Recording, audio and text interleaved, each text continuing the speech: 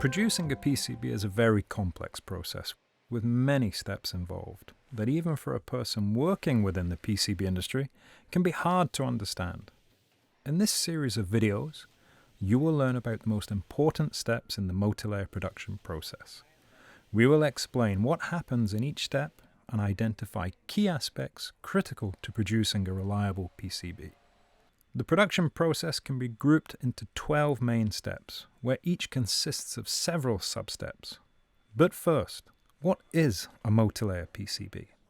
In simple terms, it's a circuit board with 3 or more conductive layers of copper separated by an insulating material.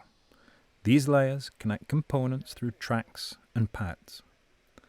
It's important to know that each PCB design is unique. They are not off-the-shelf items. Instead, they're carefully built to perform a specific function that no other design can meet.